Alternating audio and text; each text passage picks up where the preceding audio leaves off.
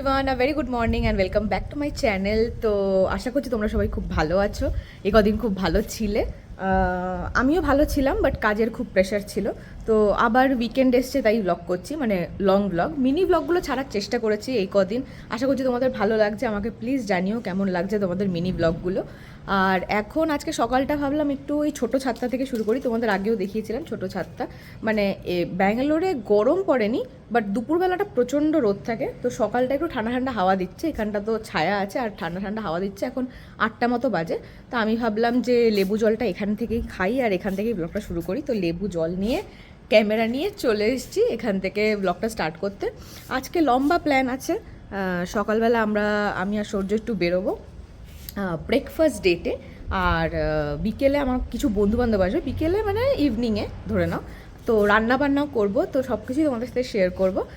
তো চলো এখন জলটা খেয়ে নিই, খেয়ে চা ফা খেয়ে আমরা ব্রেকফাস্ট করতে বেরোবো। তো তোমাদেরও দেখাবো, বাট ব্রেকফাস্টের স্পটটা কোন জায়গাটা ওটা আমি শর্টসে দেবো, তোমরা ওখানে দেখে নিও। তো চলো এখন তাড়াতাড়ি জলটা খেয়ে চাটা খেয়ে এবার বেরোনোর সময় আবার ব্লগ করবো। চলো। আরেকটা কথা বলতে ভুলে গেছি, তোমাদের যদি কোনো সাজেশন থাকে না যে কি দেখালে ভালো হয় বা কিছু, এটা আমি ফার্স্ট ব্লগে সেকেন্ড ব্লগে ওই সময়গুলোতেও বলেছিলাম যে তোমরা যদি কোনো সাজেশন দাও যে কি দেখতে তোমাদের ভালো লাগবে বা কি করলে ব্লগ চ্যানেলটা আরও বেটার হতে পারে। তো I am open to any suggestion. আমি খুব খুশি হব যদি তোমরা বলো এটা দেখাতে হবে ওটা দেখাতে হবে। মাঝে মাঝে কিছু লোকজন কমেন্ট করেছে, আমি সেগুলো দেখানোর চেষ্টা করেছি। তো এরকম যদি আরও জিনিসপত্র থাকে প্লিজ আমাকে জানিও। নতুন ব্লগার, তাই জন্য ব্লগারও বলা যাবে না, নতুন স্টার্ট করেছে এই জার্নিটাকে। তো ওই জন্য একটু তো তোমাদেরও হেল্প লাগবে। তো প্লিজ আমাকে কমেন্ট সেকশনে জানিও যে তোমরা কি দেখতে পছন্দ করবে বা কি দেখালে তোমাদের ভালো লাগবে। তো আমি নিশ্চয়ই সেটা দেখানোর চেষ্টা করবো। এবার চলো চা খাওয়া যাক।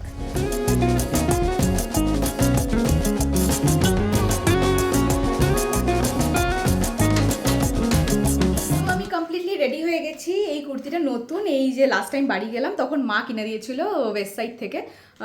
উৎসা বলে একটা ব্র্যান্ড আছে, ওদের কুর্তিগুলো বেশ সুন্দর, এই খাদির ওপরে এরকম টাইপের কুর্তি। জানিও আমাকে কেমন লাগছে এই কুর্তিটা পরে। আর এখন সৌর্য গেছিলো মাটন আনতে, তো এই সবে ঢুকলো। আর ইয়েস, আজকে মাটন রান্না হবে। আজকের মেনু হচ্ছে মাটন কষা, ঘি রোস্ট প্রন, যেটা আমি একবার ব্লগে বলেছিলাম সৌর্যর ফেভারিট, ওটা এবার ফার্স্ট টাইম ট্রাই করবো। তোমাদেরকে পারলে রেসিপিটা দেখাবো। আর হচ্ছে fried rice, Indian fried rice যেটা। তো এগুলো সব রান্না হবে আমি বাড়ি আসার পর, মানে আমরা ফিরে আসার পর। তো এখন আপাতত ফটাফট রেডি হোক, তারপর আমরা বেরোবো ব্রেকফাস্ট করতে। তো চলো, এসে গেছি আমরা নিচে। চুলটা বার্ন করে নিয়েছি কারণ এই বিচ্ছিরি জিনিসটা পড়তে হবে, helmet. I hate wearing helmet. এই যে সৌর্য বলছে ইটস ফর সেফটি, অবভিয়াসলি। এই যে সৌর্য বার করে নিয়েছে স্কুটি, এবার আমরা বেরোচ্ছি।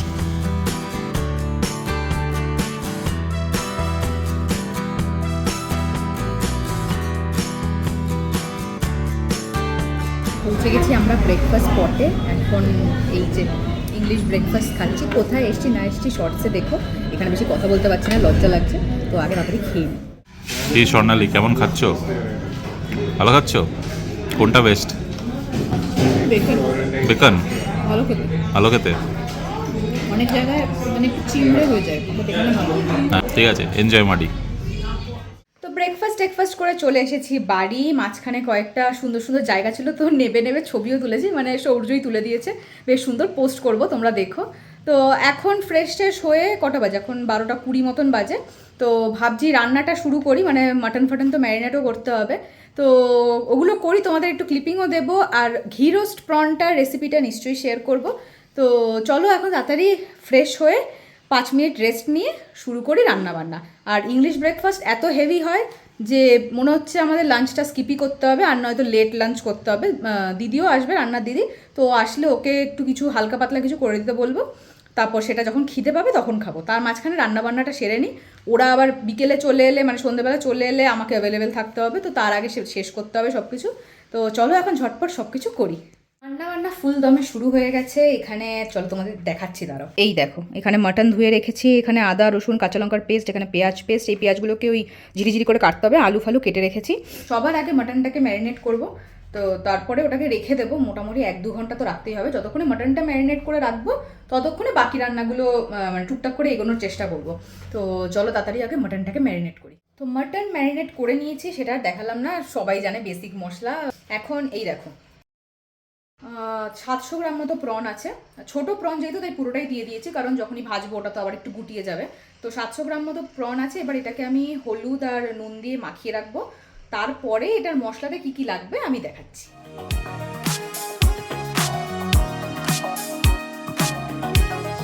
ম্যারিনেট করে নিয়েছি। এবারে একটা ড্রাই রোস্ট করতে হবে মশলার জন্য। কি কি লাগবে আমি দেখাই। তো আশা করছি দেখতে পাচ্ছ। এখানে আছে 2.5 টিস্পুন ধনে, এখানে 2 টিস্পুন জিরে, এখানে 1.5 টিস্পুন মৌরি, এরকম এরকম কিছুটা পেপারকর্ন, মোটামুটি 1 টিস্পুন মতন, 1 টিস্পুনের একটু কম, আর একদম 1/2 টিস্পুন মেথি, আর কয়েকটা শুকনো লঙ্কা, যতটা যে ঝাল খাও। বা শুকনো লঙ্কাটা মেনলি দেওয়া হয় কালারটা আনার জন্য, আর ঝাল একটু ঝালঝালও হয় খেতে। তো এইগুলোকে এখন ড্রাই রোস্ট করতে হবে। এবারে ড্রাই রোস্ট করার পর ওটা একটা অবভিয়াসলি মিক্সচার বানাতে হবে, কিন্তু তার মধ্যে আরও জিনিস অ্যাড করতে হবে। এটা ড্রাই রোস্ট করে নিই, তারপরে যখন ওই পেস্টটা করব তখন আমি আবার দেখাচ্ছি।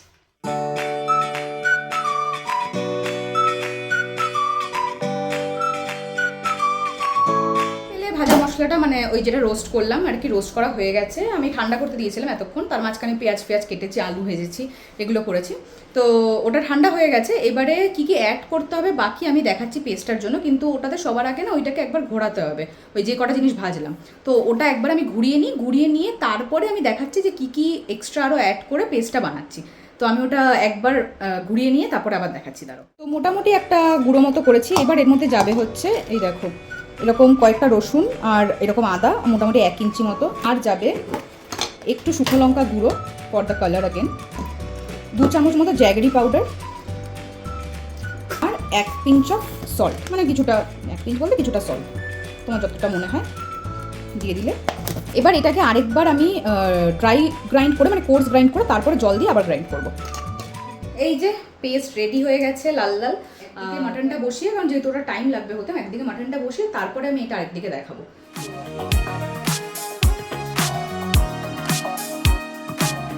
প্রনটা ভাজা হয়ে গেছে, সেটা আমি জাস্ট তোমাদের এমনি ক্লিপিং দেখালাম। এই যে প্রনটা ভেজে রেখেছি, আর যেটা নুন হলুদ দিয়ে মাখানো ছিল। একটা জিনিস বলতে ভুলে গেছি, একটুখানি লেবুর রসও দিয়েছিলাম, সেটা বলতে ভুলে গেছি। আর এখানে কি কি লাগবে দেখো, এখানে পেঁয়াজ কুচিয়েছি আমি, আর এখানে কারি পাতা। এটা খুব ইম্পর্টেন্ট, কারণ এটা এখানকার ডিশ, তো ব্যাঙ্গালোরিয়ান ডিশ, তো কারি পাতাটা ইম্পর্টেন্ট, কারি পাতা।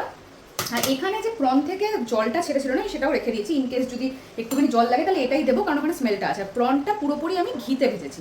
এই পুরো রান্নাটাই বেসিক্যালি ঘিতে হবে। আমি একটু তেল মিশিয়েছি, বাট তোমরা যদি চাও পুরোটা ঘিতেই করতে পারো, কারণ নামই হচ্ছে ঘি রোস্ট মশালা। তো আমি ক্লিপিংস দেখাচ্ছি, দেখাতে ভয়েস ওভারে আমি বলে দেবো যে এরপর আমি কি কি করছি। তো চলো এবার শুরু করি রান্না। সবার আগে গরম প্যানে দিয়ে দিলাম 2 চামচ ঘি আর একটু তেল। ঘি আর তেলটা গরম হলেই ফোড়নে দিয়ে দিলাম কারি পাতা। কারি পাতার স্মেলটা বেরোলেই তার মধ্যে দিয়ে দিলাম পেঁয়াজটা। তারপর মিডিয়াম হিটে 5 মিনিট ফ্রাই করতে হবে। তারপর যে মশলাটা আমরা বানিয়েছি সেটা দিয়ে দিলাম, আর ততক্ষণ ভাজতে হবে যতক্ষণ না তেল ছাড়ছে। একটু একটু জল দিয়ে ফ্রাই করতে হবে মশলাটাকে। মশলাটা ভালো করে ফ্রাই হয়ে গেলে তার মধ্যে আমরা ভাজা চিংড়িটা দিয়ে ভালো করে মিক্স করব। 7-8 মিনিট ঢেকে কুক করার পর ওপর থেকে দিয়ে দেবো কারি পাতা। এই যে কি খবর? প্রচুর জিনিসপত্র বানিয়ে ফেলেছি, মানে মাটন তো অনেকক্ষণ ধরে হয়েই চলেছে, বাট এখন লাস্ট মোমেন্ট একটাই সিটি বাকি। এখন ওইদিকে ঘি রোস্টটাও হয়ে গেছে, বাট এখন মাটনটা সিটি করছে। এটা হচ্ছে ঘি রোস্টের ফাইনাল চেহারা, অলমোস্ট হয়ে গেছে।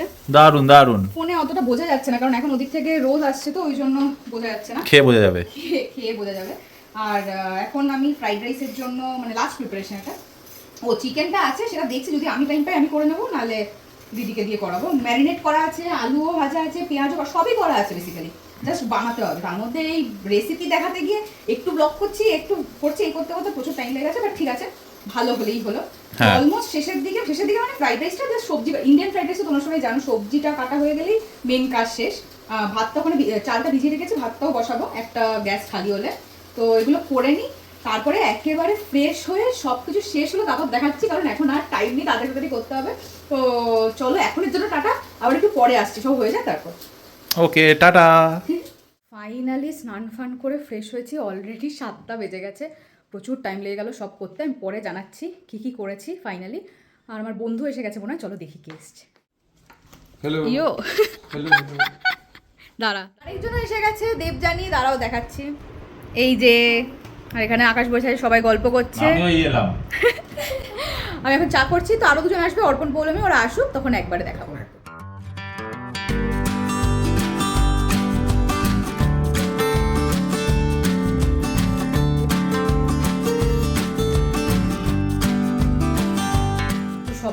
প্রচুর গল্প করছে আর ব্লগ করতে পারছি না ওখানে, তো খাবার দাবার গরম করতে এসেছি।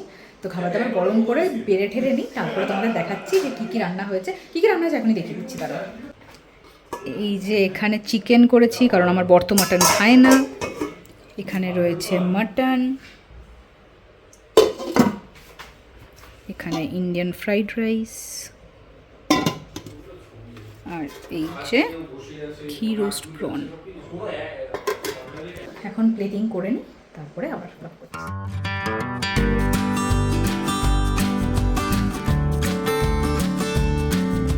হয়ে গেছে। অনেস্টলি স্পিকিং প্রনটা ভালো ছিল, সবাই বলেছে বেশ। বাইরে সবাই প্রচণ্ড হই হুল্লোড় করছে, আর ওদেরকে দেখাচ্ছি না। অ্যান্ড ব্লগটাও এবার শেষ করতে হবে, নাহলে আমি মিস করে যাচ্ছি। তো আজকে দেখালাম অন্যরকম একটা কন্টেন্ট অ্যান্ড অলসো একটা নতুন রেসিপি, যেটা আমিও নিজে প্রথমবার করেছি। তোমরা ট্রাই করলে আমাকে নিশ্চয়ই কমেন্ট সেকশনে জানিও। আর ব্লগটা ভালো লাগলে do like, comment, share and subscribe. আবার তাড়াতাড়ি নতুন ব্লগ নিয়ে চলে আসবো নেক্সট উইক, বা দেখা যাক কবেই আনতে পারি নতুন ব্লগ। তো আশা করছি তোমাদের ভালো লাগছে। ভালো থেকো, ভালো রেখো। অ্যান্ড আজকের জন্য টাটা, বাই বাই। আবার দেখা হবে নেক্সট ব্লগে। ওকে, বাই।